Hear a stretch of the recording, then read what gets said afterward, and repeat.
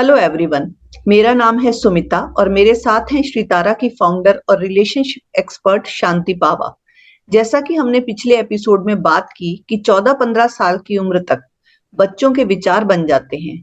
हर चीज, हर घटना के बारे में बच्चों के अपने विचार, अपने निर्णय भी बन ही जाते हैं।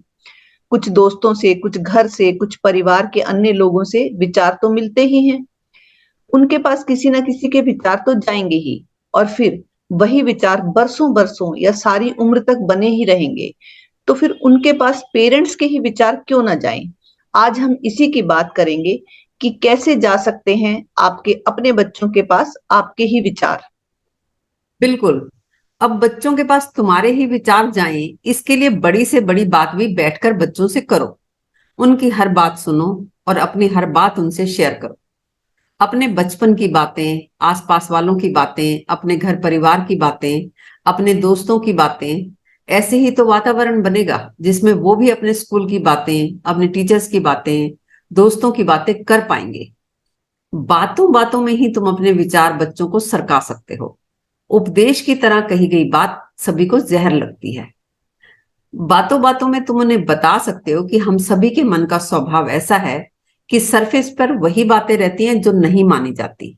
जो मान ली जाती हैं बातें वो मन से मिट जाती हैं। जब भी कॉन्फ्लिक्ट हो, उदाहरण सहित ये बताओ उन्हें। हाँ, ये मेरा भी अनुभव है कि अगर मैं अपनी बेटी की 20 में से 19 बातें मान लेती हूँ तो भी उसे लगता है कि उसकी बात तो मानी ही नहीं जाती, और वो ये बात कहती भी है कई बार। हाँ, असल में मन के स्वभाव की वजह से बच्चों को ये लगना स्वाभाविक है।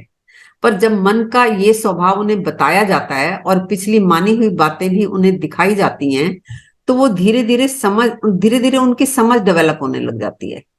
और फिर वो लॉजिकली और रैशनली सोचने लगते हैं और बोलने भी लगते हैं। और देखो, असली बात यह है कि बच्चा किसी भी और प्राणी की तरह अपनी बात मनवाना चाहता है। अपनी बात मनवाना बहुत ही नॉर्मल और नेचुरल इंस्टिंक्ट होती है, और ये हम सब में होती है। पर अपनी बात मनवाने के लिए तरीके सबके अलग अलग हो सकते हैं। इसे ऐसे भी देख सकते हैं कि बच्चे को अपनी फ्रीडम चाहिए, just like any other human being. यहाँ फ्रीडम का मतलब है कि जो हम चाहते हैं वही होना चाहिए। हम सभी अपनी अपनी ऐसी ही फ्रीडम तो चाहते ही हैं। फ्रीडम चाहना मन का स्वभाव है।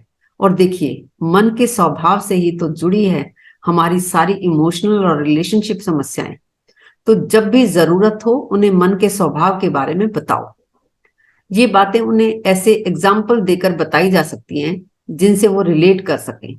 जैसे सभी बच्चों को पेरेंट्स से ये शिकायत रहती ही है कि हमारी तो कोई भी बात नहीं मानी जाती। तो अब आप तब कह सकती हैं कि ऐसा मन का स्वभाव है कि सरफेस पर सिर्फ कॉन्फ्लिक्ट बचता है। जो मान ली गई बातें हैं वो मन से मिट जाती हैं, जो नहीं मानी गई वो याद रहती हैं। जब भी कॉन्फ्लिक्ट हो तब ये बातें उन्हें बैठकर बताओ, और एग्जाम्पल के साथ बताओ कि मैंने कल परसों तरसों ये बात मानी थी ना, फिर ये एक नहीं भी मानी तो तुमने कैसे हंगामा कर दिया। हाँ, मुझे तो कभी ऐसा भी लगता है, और मुझे लगता है तो औरों को भी लगता ही होगा कि बच्चे तो मस्त ही रहते हैं, और हम जिन बातों को इतना सीरियसली ले लेते हैं। और आप कह रही हैं कि मन के स्वभाव में जीवन के स्वभाव की बातें हम उन्हें बताएं। क्या ये बातें बच्चों के बचपन के साथ मैच करेंगी, भारी नहीं हो जाएंगी? ये गलत फहमी है तुम्हारी कि बच्चे खुश रहते हैं, मस्त रहते हैं। अपने बचपन की बातें याद करोगी तो ये गलत फहमी तुम्हें दूर हो सकती है। बच्चों के मन में भी घृणाएं, क्रोध, ईर्ष्या या कमी का भाव बना ही रहता है। तुम ऑब्जर्व नहीं करते या फिर ध्यान ही नहीं देते। और अब पेरेंट्स एंड स्कूल के प्रेशर से जो मार्क्स का कंपटीशन है, उसकी परेशानी से तो शायद ही कोई बच्चा बचा हुआ हो। इसलिए बच्चों से मन और जीवन के स्वभाव की बातें करना बहुत जरूरी है। तुम अपने मन की हर वास्तविक बात बच्चों से करो। जैसे कि तुम उन्हें बताओ कि मैं परेशान हूं। डांटूं या किसी भी बात के लिए मैं तुम्हें जबरदस्ती करूं तो मुझे खुद को भी अच्छा नहीं लगता। और ना डांटूं ना जबरदस्ती करूं तो फिर ये भी ठीक नहीं लगता कि तुम्हारी हेल्थ का नुकसान हो या पैसे का नुकसान हो। यही तो वास्तविकता है तुम्हारे मन की। और वास्तविकताओं से यदि बच्चों को विचार बनने से पहले परिचित करा दिया जाए तो वो भारी नहीं बल्कि जीवन के लिए उपयोगी हो सकती हैं। सही कहा आपने। और बातों बातों में ही हम अपनी बात बच्चों तक पहुंचा सकते हैं, क्योंकि जैसा कि आपने कहा, शुद्ध ज्ञान के तौर पर कई बातें कड़वी या जहर सी लगती हैं। या फिर जब बच्चे कुछ गड़बड़ करें उस वक्त उन्हें पकड़कर ज्ञान देना, या जब वो लड़े तब प्रेम का पाठ पढ़ाना, ये नासमझी है। क्योंकि वो उस वक्त सहज समझने की स्थिति में नहीं होते। उस वक्त तो उन्हें आपका निर्णय चाहिए होता है, जो उन्हें झंझट से बाहर निकाल दे। जब इशू होता है उस वक्त तुम किसी भी मैटर को अप टू किड्स सेटिस्फेक्शन नहीं समझा सकते। हाँ, और एक इम्पॉर्टेंट बात ये भी है कि बच्चों को टाइप कास्ट मत करो। टाइप टाइप कास्ट करने के बारे में साइकोलॉजिस्ट भी कहते हैं कि उन्हें जिद्दी, बेवकूफ, बदतमीज कहना ठीक नहीं है। पर कई बार तो बच्चों की हरकतों पर मन में इतना गुस्सा आता है कि कभी तो रुका जाता है, पर कई बार मुंह से ये शब्द निकल ही जाते हैं। देखो, इम्पोर्टेंट ये नहीं है कि तुमने ये बात कही या नहीं, पर सवाल ये है कि यदि तुम्हारे मन में हैं ये बातें, तो कही जाएं या ना कही जाएं, बच्चे भांप ही लेंगे। यहां तुम्हें अपने आप को टटोलना होगा। बिना कहे काम चल जाए तो ठीक है, पर फिर भी अगर कहना जरूरी सा लगे तो बजाय ये कहने के कि तुम बेवकूफ हो, तुम कहो कि ये बात बेवकूफी की है। बजाय ये कहने के कि तुम बदतमीज हो, तुम कहो कि ये बदतमीजी है। और फोकस तुम्हारा अपना डिसीजन लागू करने में होना चाहिए, ना कि उस बात को बदतमीजी सिद्ध करने में। दोनों बातों में बहुत अंतर है। बदतमीजी करीब करीब सिद्ध की ही नहीं जा सकती, डिसीजन लागू किया जा सकता है। और if you are truly timing captain, तो तुम्हारा मकसद खेल को टाइमिंग चलाने से है, ना कि किसी को बेवकूफ या बदतमीज सिद्ध करने से है। अपना डिसीजन लागू किया, फिर तुम यथावत अपने काम में लग जाओ।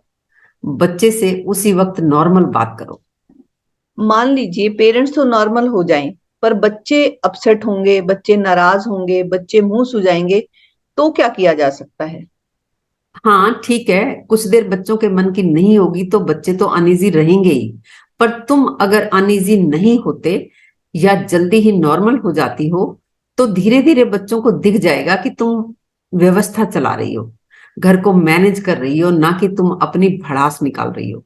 बच्चे भड़ास और मैनेजिंग का फर्क समझ जाते हैं। या मैं अपना एक्सपीरियंस शेयर करना चाहूंगी कि जब मैंने पेरेंटिंग के फील्ड में अपने साथ काम कर लिया और मैक्सिमम मामलों में क्लियर हो गई, तो मैंने ऑब्जर्व किया कि करीब करीब सभी बच्चे अपने माँ बाप से झंझटों के बीच जी रहे होते हैं। क्योंकि जिस तरह से पेरेंट्स को जिद्दी बच्चों के साथ रहना पड़ता है, बच्चे भी तो जिद्दी माँ बाप के साथ रहने की पीड़ा भुगत ही रहे होते हैं। और शायद इसीलिए बच्चे अपने मन की बात पेरेंट्स के साथ करना ही नहीं चाहते। दोनों ही एक दूसरे की साइड नहीं देख पाते, और ये रीजन बनता है अपने ही बच्चों से जीवन भर की दूरी का। हाँ, ये एक पहलू है कि बच्चे बात नहीं करना चाहते, पर यह भी एक पहलू है कि बच्चे बहुत जल्दी सीखते भी हैं। तो शुरुआत अपने झंझटों के अनुभवों की चर्चा से करो। सास ससुर, पति, दीदी, जीजा जी, मामा आदि के संबंध में खुलकर बातें करो उनसे। धीरे धीरे वो भी अपनी फ्रेंड, टीचर वगैरह के बारे में अपनी बातें, अपनी धारणाएं बहुत सहज रूप से कहने लगेंगे।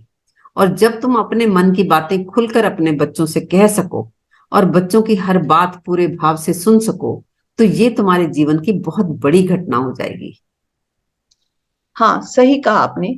मैं समझती हूँ कि अपने मन की हर बात खुलकर कह सकना और सामने वाले की पूरी बात भाव से सुनना रिश्तों की बेहतरी के लिए आखिरी बात है। फिर वो रिश्ता पेरेंट्स और बच्चों का हो, कपल्स का हो, फ्रेंड्स का हो, या कोई और। चलिए अब अगली समस्या पर आते हैं। ये प्रश्न व्हाट्सएप पर बेंगलुरु से पूनम ने पूछा है कि उनका 7 साल का बेटा घर से बाहर ज्यादा शोर मचाता है, या घर के अंदर भी जब मेहमान आए हों तो कुछ ज्यादा ही जिद करता है और टेंटम थ्रो करता है। तो ऐसे में क्या किया जा सकता है? ये प्रश्न पूनम ने पूछा है, पर पूनम की ये प्रॉब्लम काफी कॉमन प्रॉब्लम कही जा सकती है। कई बार बच्चों की वजह से पब्लिकली आपकी सिचुएशन काफी ऑकवर्ड हो जाती है। कुछ बच्चे घर में भी फिर भी सुन लेंगे, पर बाहर निकलते ही वो आपकी कोई बात सुनेंगे नहीं, डिमांडिंग हो जाते हैं। They start throwing lots of tantrums. तो आपके अनुसार क्या कारण हो सकते हैं? बच्चे ऐसा इसलिए करते हैं क्योंकि उन्हें पता होता है कि आप बाहर पब्लिक में ज्यादा कुछ कर नहीं सकते, तो वो इस बात का फायदा लेने लगते हैं। घर में तो उन्हें पता होता है कि डांट पड़ जाएगी, बाहर जाकर बच्चे को लगता है कि अब करके दिखाओ। बच्चे को पता लग जाता है कि तुम अपनी गुड नाइस पेरेंट्स की इमेज को प्रोटेक्ट करोगे ही। पब्लिक इमेज यानी समाज में इज्जत। अगर आप इसके बारे में जानना समझना चाहते हैं तो यूट्यूब पर हमारे एपिसोड नंबर 68 से लेकर 74 तक देख सकते हैं। फिर पब्लिक इमेज बचाने के चक्कर में पब्लिकली हालत ये होती है कि अंदर से तो तुम्हें गुस्सा आ रहा होता है, ऊपर से दबी दबी आवाज में तुम कहते हो कि घर चल मैं तेरे को बताती हूँ। ऊपर से तुम कह रहे होते कि बेटा प्लीज ऐसा मत करो। और बच्चों को भी पता होता है कि घर जाकर तो पढ़ने वाली है, तो जब तक यहाँ मजाक कर सकते हैं कर ही लेते हैं। इसमें सबसे पहली बात है कि तुम अपने बच्चों को देखते कैसे हो। जब भी बच्चा जिद कर रहा है, चाहे वो घर के अंदर है या बाहर, नॉर्मली बच्चा बाहर ज्यादा शोर मचाता है, ज्यादा टेंट्रम थ्रो करता है, तो तुम्हें लगता है कि ये ना हमें मैनिपुलेट करने के लिए ऐसा कर रहा है। हाँ, ये पार्टली तो ट्रू हो सकता है, पर सिर्फ यही एक कारण नहीं होता। तो आपका बच्चा अगर कोई खिलौना मांग रहा है या किसी बिजी सड़क पर वो इधर उधर भागना चाहता है, तो उसके एक्शन सही गलत हो सकते हैं, पर अंदर में उसकी जो अपनी फ्रीडम की डिजायर है वो हमारे जैसी ही है। मैं वो चाहता है कि मैं जो भी करना चाहूं मुझे करने दिया जाए, तो उसे देखो अपने जैसा ही। बस उसको पता नहीं है कि कहाँ क्या अप्रोप्रिएट है। तुम्हें पता हो कि कहाँ हमें इसे रीजन बताकर रोकना पड़ेगा और कहाँ इसे रोकने की जरूरत ही नहीं है। वो जैसा करना चाहता है करने ही दो। जैसे कि अगर वो सड़क पर दौड़ना चाहता है तो उसे रोकना ही होगा, लेकिन अगर वो पार्क में दौड़ रहा है तो क्यों रोका जाए उसे। पर उसकी जो दौड़ने की इच्छा है उसमें कोई गड़बड़ नहीं है, वो हम सभी के जैसी है। अगर आप इस पहलू को देखोगे तो आपको गुस्सा कम आएगा। और एक बात ये भी है कि आप कहीं बच्चे को कुछ ज्यादा ही तो कंट्रोल नहीं कर रहे, क्योंकि अगर आप उसको हर बात पर रोकोगे टोकोगे तो बच्चा वो मौका ढूंढता रहेगा जब उसे अपनी चलाने का या कहीं की रिबेल करने का मौका मिलेगा। आपको लगता है कि उसे हर बात पर रोका जाए टोका जाए तो बच्चा सीखेगा और ओबीडियंट हो जाएगा और समझदार बन जाएगा, पर ऐसा नहीं होता। इसी वजह से बच्चा कई बार आपसे बदला भी लेता है बाहर जाकर। जहां आप उसे कुछ कह नहीं सकते वहां वो अपने मन की करके मजा ले लेना चाहता है।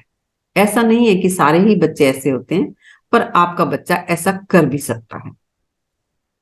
आपका मतलब है बच्चों पर कंट्रोल और डिसिप्लिन कम से कम रखा जाए, फिर वो चाहे घर के अंदर हो या घर के बाहर। तुम बात बात पर बच्चे को रोको मत, टोको मत। हम सभी जानते भी हैं और समझते भी हैं कि कंट्रोल और डिसिप्लिन पेरेंटिंग के मामले में इंपॉर्टेंट टूल्स हैं। इंपॉर्टेंट होने के साथ साथ सेंसिटिव भी हैं। बच्चों को कहाँ रोकना है, कितना रोकना है, कैसे रोकना है, कहाँ नहीं रोकना है, इसकी बात हम करेंगे अपने अगले एपिसोड में।